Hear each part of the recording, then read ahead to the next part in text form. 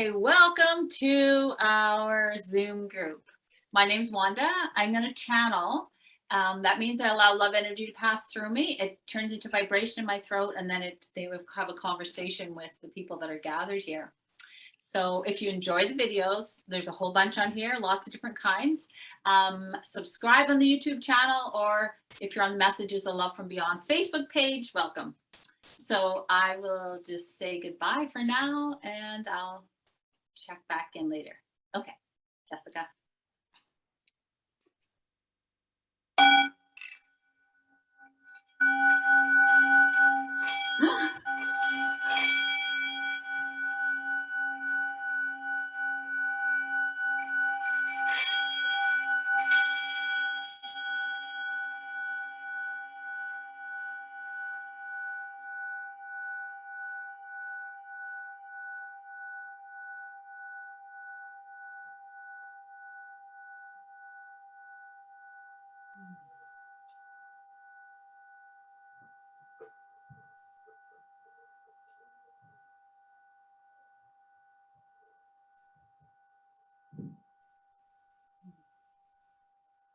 It is lovely the way the vibration goes from very loud to softer, softer, softer, until you must challenge yourself to hear the very note that the vibration is causing.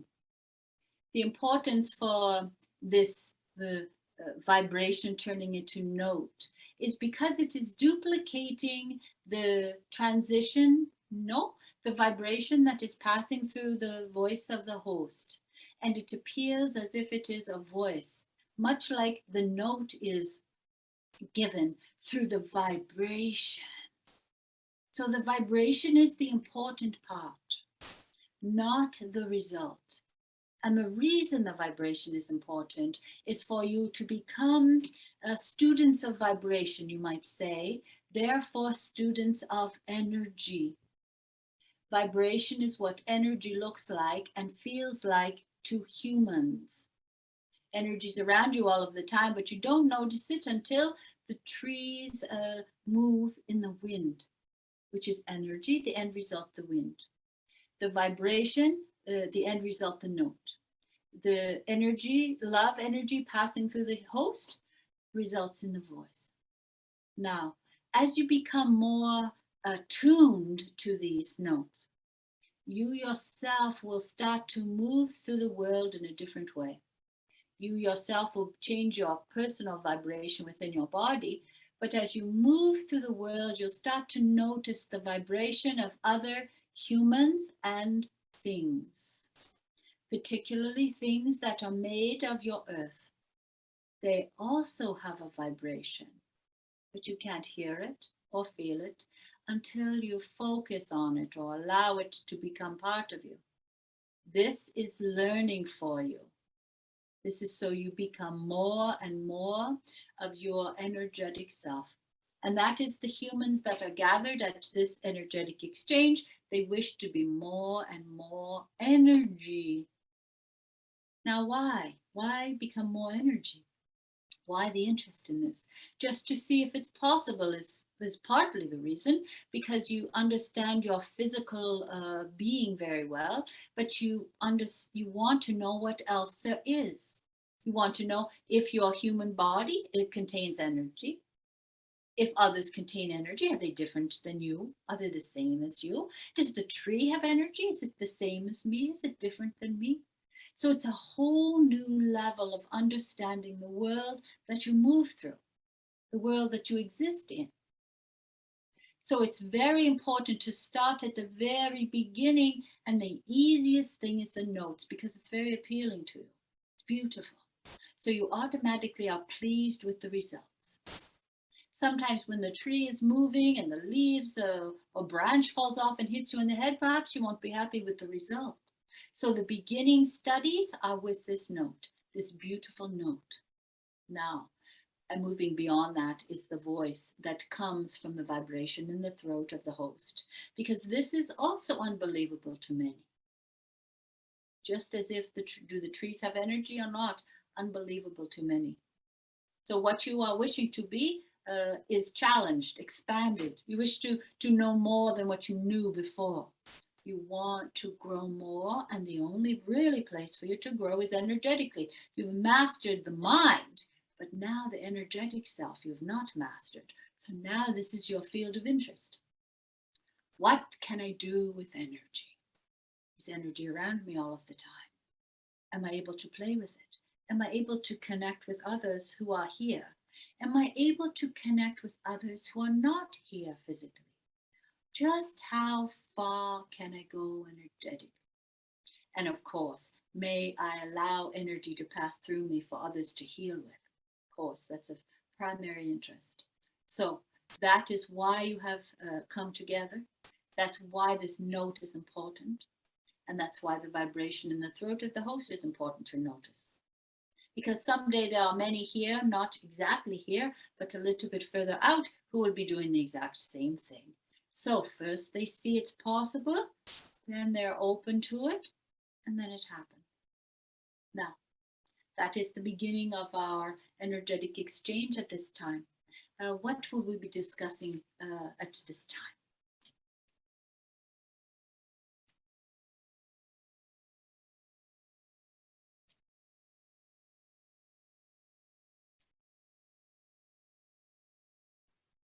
Good evening, Aaron. If I can jump in, are there, when you're a description of vibration and notes, are there specific kinds of notes that have certain characteristics or qualities to them that are different from other notes, or is it all the same?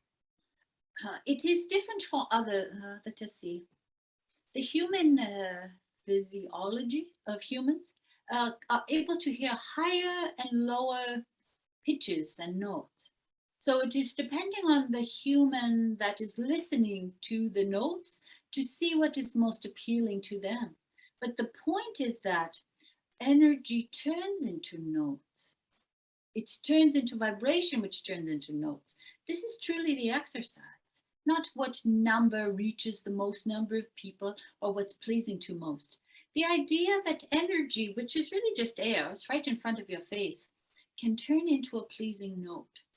If you're able to go from this very basic understanding from energy that is just air, all the way through what happens if it moves, then it turns into what? It turns into music if it's played in certain ways or certain objects are used. Other times it turns into a voice coming from a vocal cord. Other times it turns into leaves rustling. So it's not, the note is not the important part of this exercise. The important part is for you to begin to understand energy and vibration. And it seems as if it's a simple thing, but it goes far beyond this. It is, let us explain how this can go. When you come to understand your own physical self, you will begin to feel the vibration of your liver, the vibration of your heart, the vibration of your eardrum, the vibration in the end of your finger. So this work can become very precise. So this is just the very beginning. The note is the easiest thing to hear for humans. But the precision of feeling the blood rushing through your fingertips and back where it came from is a little bit more precise. But you are capable of this because this is also being called forth. This information is being called forth. So you're interested in it, and therefore you will understand it. If you're not interested in it, you don't know what's going on, you don't follow the conversation at all. But if you're interested in it, you will come to understand it within your very being. You say, yes, I'm energy. I can harness energy. I can allow it to pass through me. I can take it in, clear it out, put it back out into the world.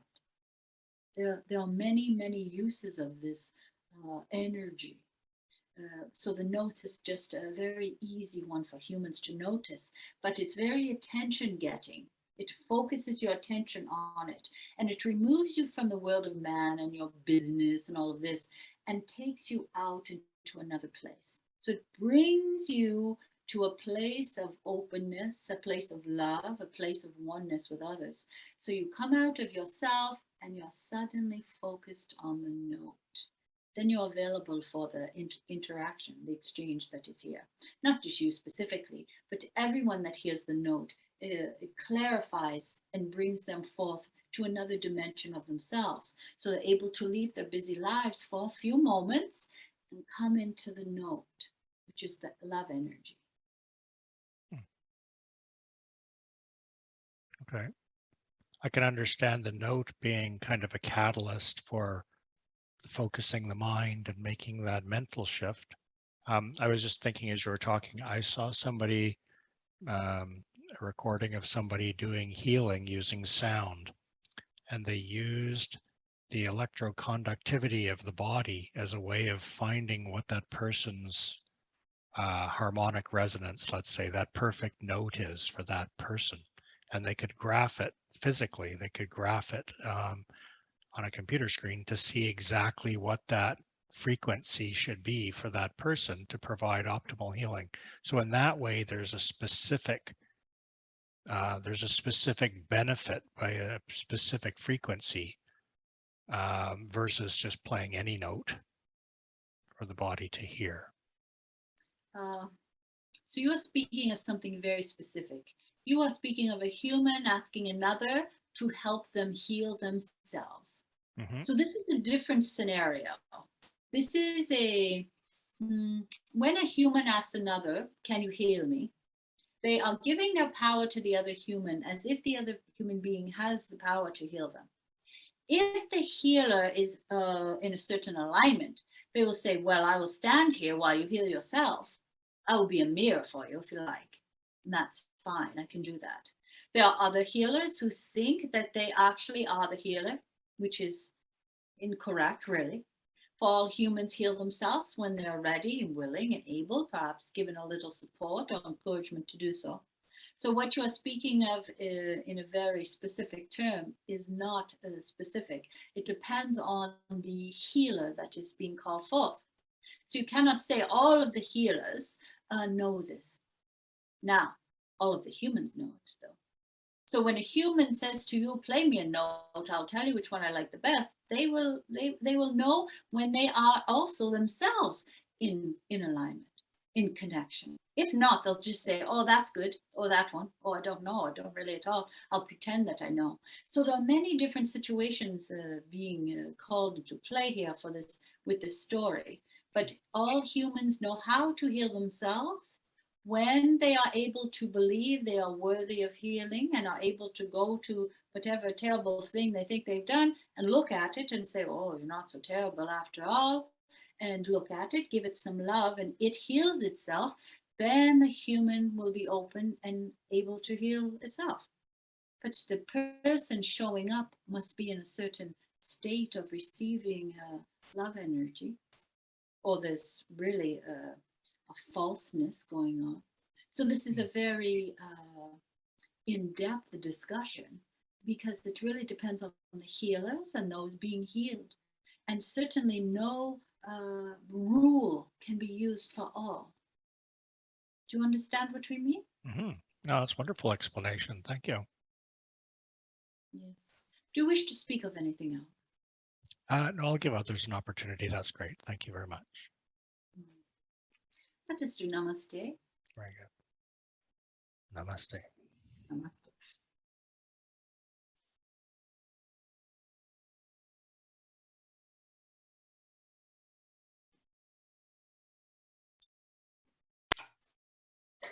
Hi, Aaron. I have a question. As you've explained, you had made a comment about, looking at the healer, for example, and, working with a person that's coming for feeling good or, for some purpose. And you mentioned the healer will stand there while that person's doing the healing. Can you comment a bit on that? Because it's just, it's a concept that you've shared with me, I think, on a one-on-one. And it's helpful to, if you have any other information, just to help understand that a bit further. It's important for you to understand this. It is, yes, thanks. Yes, let us say a very similar story. A human comes to you and say, I'm very unwell. Are you able to heal me, great healer? It's suggesting already that they are giving their power away, you see. So those who come to get a healing already think that there's something wrong with them. So they have decided themselves that they are worthy of sickness, therefore unworthy of help. Now, this can be argued all day and all night, but generally speaking, this will be the case. So when they show up to ask for your help, you might understand that they've already decided this. So the first thing for you to do is tell them, unravel the beginning part. Perhaps you believe you are unwell, but the universe believes you are very well. Or whatever words, use whatever words you want. But already when they show up, they're telling you, I'm sick, I'm unwell. Now, you in your place, this is the first part of it really, you are only as unwell as you believe you are. Now, they won't like to hear this. There are many things here not everyone would like to hear, but they are still the facts. You believe you are unwell. Let us together wander down some path, and by the time we are finished our time together, you will reconsider whether you believe you are unwell or not. Let us just spend some time together and see what happens. Now, that's the first part. Remember, they're showing up telling you, I'm unwell, therefore I'm unworthy of wellness. You might as well understand that. All right, so that's the first part. Now, when you say this, I will be a mirror for you. I will sit here with you, and we will see how this goes. We will see what sort of energy comes forth from elsewhere. This is important also so that your ego stays out of it. The more that a human shows up in front of you to say, will you heal me? The more your ego says, of course I can do everything. That's just the role of the ego. So that's the second part of it. All right, I'll just sit here and I will allow whatever to come through for you. You can decide what you allow into you or what you allow out of you, whatever you want. I'm just going to sit here. You may give me remuneration, but I'm not doing anything.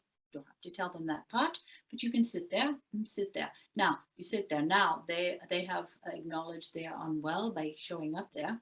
Now you are acknowledging that your ego is not coming forth, so you do not have to heal them. So then you're able to step away. Because if you think you can heal them, you're going to say, well, if I do this and that and over there, put this together and do that, that should do the trick. But you don't know at all what they need. You don't understand at all why they're showing up there. Now, a lot of these human beings that are showing up in your place are showing up because they have no access to love. They have little access to love. Let us correct this.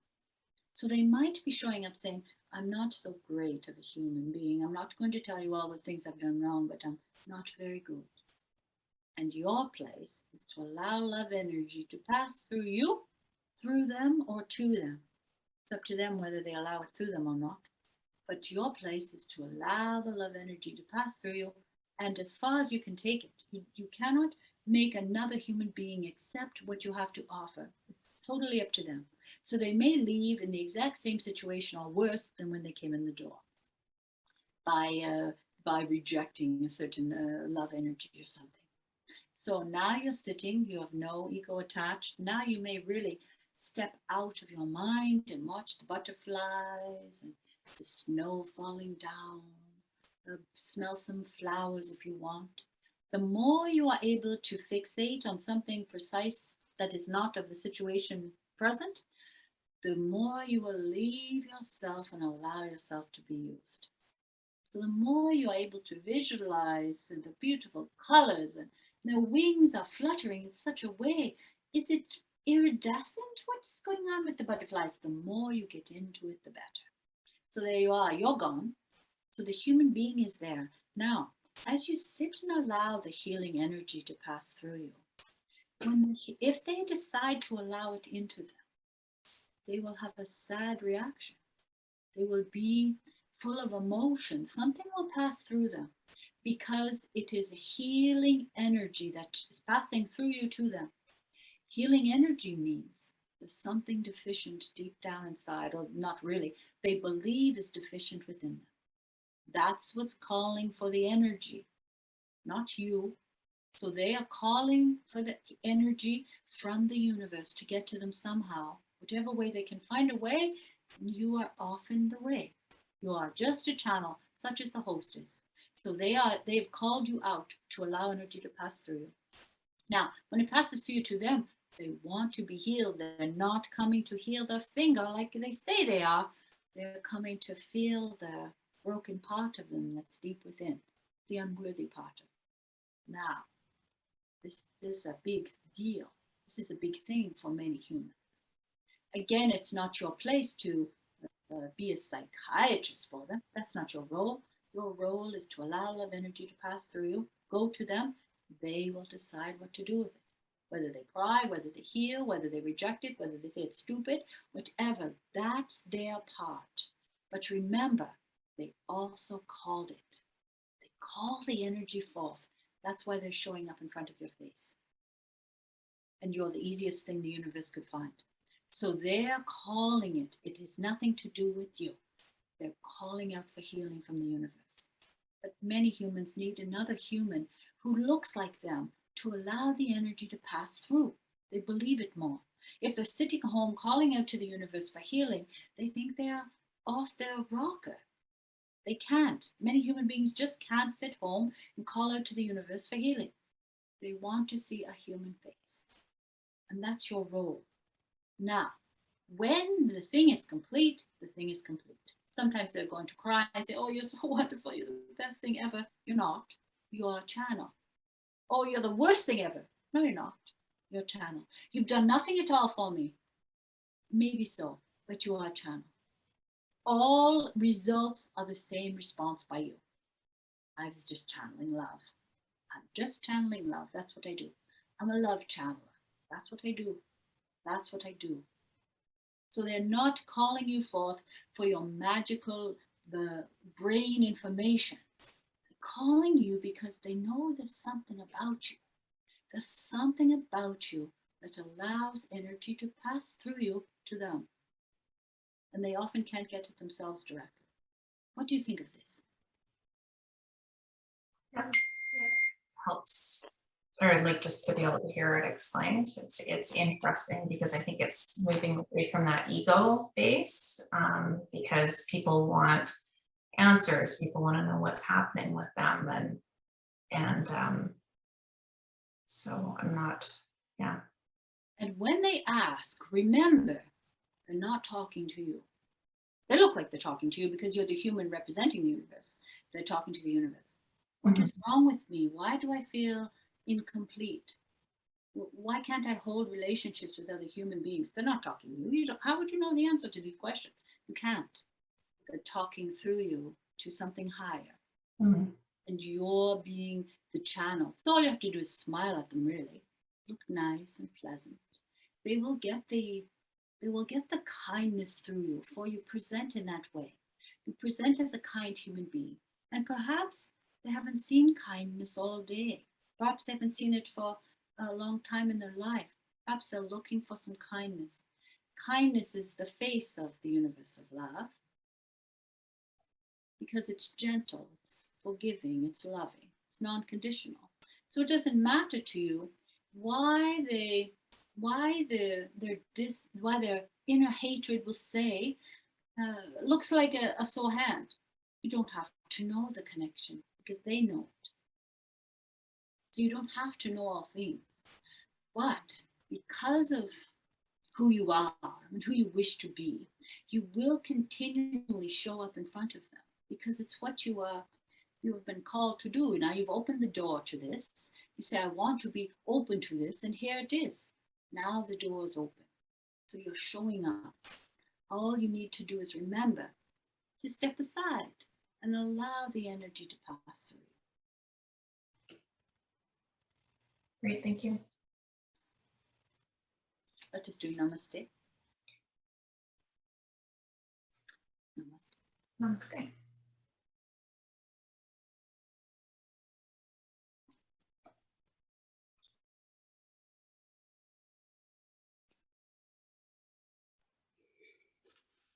Aaron, Hello. I'm loving the topic tonight and all that's been said so far. I'm just curious what you have to say to me today. It's very easy for you to play with energy. Now, as we have been speaking about this energy here, you are understanding everything. You're saying, yes, yes, yes, yes, yes, yes, yes. But what about me? Yes, I know this. What about me? What else can I do? Yes, yes, yes. As if you're a bored little child. So you're learning, you're excelling, you got it. You want more. So you're insatiable in this way. You want to learn more. Now, it's important for you to notice this. I want to learn more and understand there's absolutely nothing wrong with it. Childlike want is not always to be judged. It is judged by humans because as you get to be an older human, others say you should not want so much. You're not a greedy little child any longer. But perhaps you are.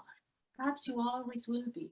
And perhaps that's perfect that's a perfect way to exist in the world. Perhaps it's a perfect way to move through the world as a greedy little child who wants more experience, more love, more beautiful memories, more relationships with other humans, more learning, more adventure. Perhaps that's really perfect. Perhaps that's what more humans need to be like. More like greedy children, wanting more experience in their life instead of settling it for something and then get ill and you say, what's wrong with me? And I feel so terrible. Perhaps they've lost their childlike need for more. Now, this comes with a great amount of judgment because you believe that children can want, of course, and go off on their little adventures, but at a certain time in life, you must stop living like this. Now, who is it that decided this? Who said once you once you reach a certain age and time, now you have to become very serious. Stop playing. Why is this? It's because at a certain time, a long time ago, you had to begin bringing in the wood, and you had to like go out and look for the mushrooms in the woods and such. You had to start carrying your weight. But that was a long time ago. It's not now. Now you don't live like this at all. So perhaps it's time to rethink what are the beliefs of the old times. What am I carrying forth now? For this is a much different time that you live in. Perhaps you can be children all of your lives. Perhaps you can play and sing and dance all of your life. No matter what you find yourself, no matter where you find yourself or what situation you find yourself in. Perhaps you can play, perhaps you can sing, perhaps it's a disaster of some sort and you start humming a tune. Others will join in with you. And all of a sudden, you'll all be lifted up. So perhaps it's time for you to understand that this has been judged by you and others. Grow up, why don't you pull your weight and all of that?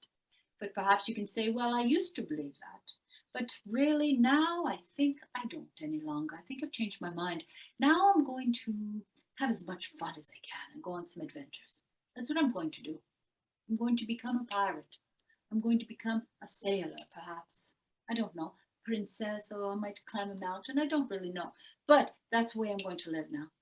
And I will look for every opportunity to have some fun. That's the way I'm going to live now. Every day I will wake up and I'll say, I wonder what mischief I can get into today. I wonder. Perhaps this is the new way to live. Not just for you, of course. We are bringing it forth because you are particularly drawn to it because you're getting more and more childlike all of the time. I want more fun, more fun, more fun. And we are only drawing attention to it because it's important for you to notice it, not to judge it, of course not. So what if you become an example for other humans? And they look at you and they'll say, look at her. She looks like a little child. She's running through the water and it's raining outside and she's laughing. Perhaps they will like to say that. And they will think, well, I wonder if I could do that when no one's looking. See, perhaps the others will watch you. So now keep going. That's where you want to choose. You're all choosing, you see where you're moving forward to. So you want to live in childlike joy and adventure, go for it. You don't need to apologize. You don't need to feel guilty over it. You may act like that. So others, not for yourself, of course, but what we are saying is that then others might be free to do the same. Of course, do it for yourself. Don't do anything for anyone else. But as you run through the puddles, you will become a free human being. And others want to be free more than anything. They just don't know how to do it. They still don't know how you know how to do it, but they will see that you're acting differently than them, and they'll wonder if they can do it or try it, or they'll talk to you about it or talk to someone else about it. It will start a new discussion. Then humans will start to wonder, what does it feel like to live in joyful childlike wonder when you're grown up? What does that feel like? And they'll start to wonder, and the world will change, you see. And we don't mean to say it's your responsibility to change the world at all. It's your responsibility to do your thing, have your fun, and grab all you can get. We are only saying that others notice it. Others notice. And soon many will be others who will be free to be themselves. What do you think of this? Of course you love it. We know this, but we're just giving you a moment to respond if you'd like to. I kind of felt like I needed a moment. A lot of healing with those words. Being that kind of human does come with guilt and shame and judgment and ego, and there's still part of me that's healing that, and I felt like those words, I could feel the healing beginning a little bit more. So that was really nice. Thank you. Yes. You are lovely the way you are. Childlike enthusiasm. There's the human guilt causes or draws forth healers in the world, because humans are trying their best to become healed and be one with the universe of love, but they don't feel they deserve it. That's where the healers and the channelers come in the middle, such as the host, of course. They come in the middle because humans believe they don't have access to the universe of love themselves directly. They still have to go through humans because they're not worthy to go directly. So step by step, the world gets a little better all of the time. Little by little, they make their way forward to a place of healing love. A place where they will live most of their eternity, but while they're in the human form, they often feel unworthy. And that has to do with this guilt, all of this business. So, is that good for you? It's great. Thank you. Just do namaste. Yes. Namaste.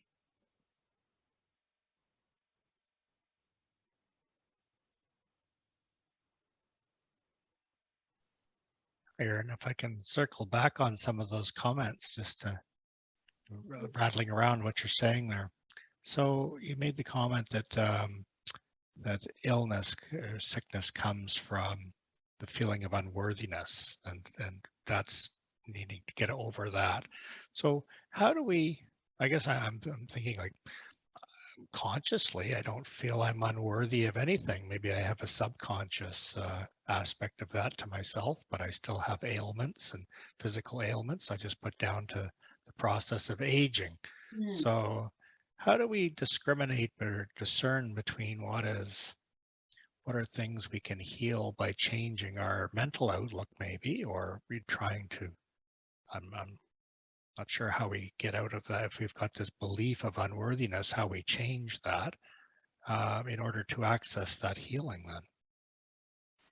Again, this is a broad topic. Or one part we will say is, yes, your body, your physical body ages until you're finished there. Of course, it starts very fresh and it gets worn out. That's a different thing. With your human body being worn out, yes, of course, that's just the way of it. That's not at all what we are referring to. Now, you have also spoken of human not having access to the unworthiness.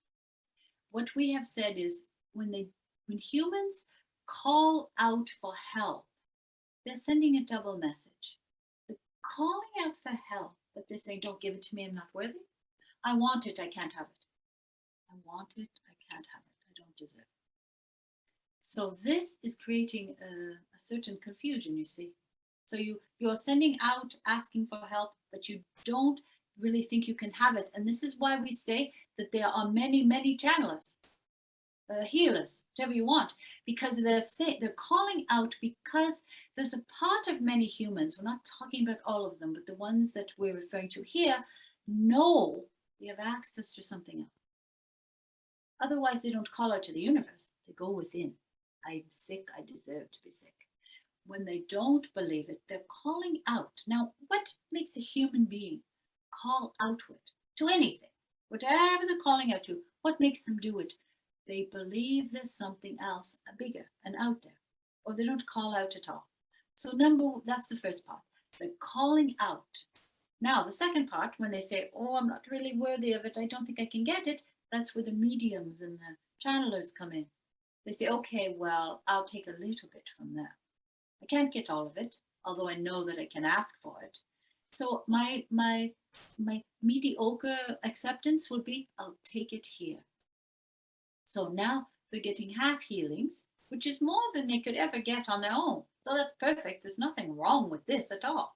But what we are saying is that they are happy to accept half healing. They accept smaller healings because they don't go all the way. All right.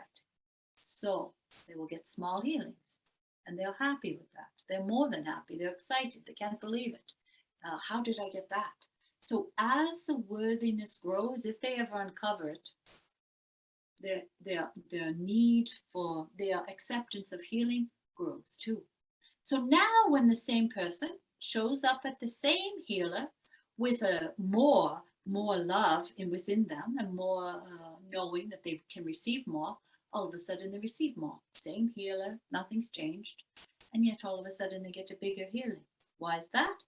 Because they decide how much healing they get. They decide how much comes in. They decide how much they receive. And again, if they start to feel more loving, they'll accept more and more from the same healer. And eventually they will go directly themselves. If that's the story.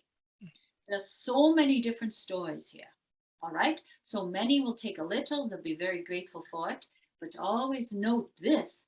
Why are they calling out? Who are they talking to? What's happening? Why are they calling out?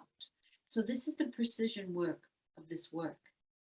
Pull it all back in to say, do you know that you are part of the universe of love when you are non-physical? There's a part of you that remembers this. And if it does, and it does because whilst you're having this conversation with them, then you know that you are perfect the way you are. And no matter what you've done, whatever darkness it is, or just the human experience creates great amounts of shame.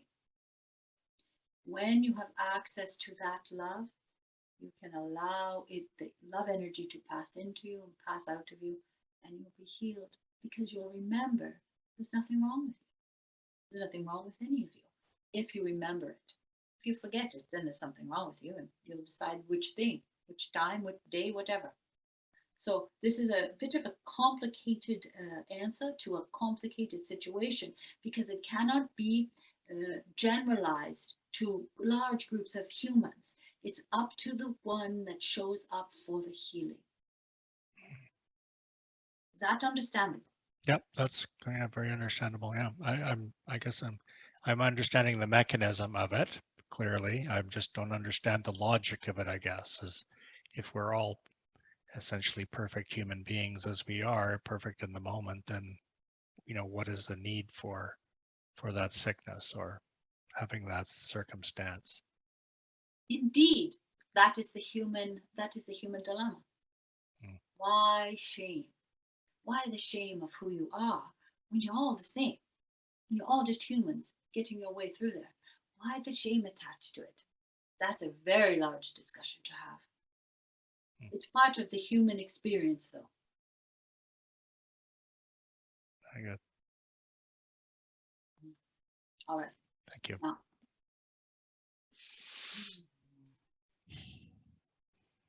Are we complete? Yes, thank you. Yes. Yes. Yeah. Yes, you've got it. You don't I even hit it, need to I know. hit it by accident. That All is right. absolutely perfect. Okay.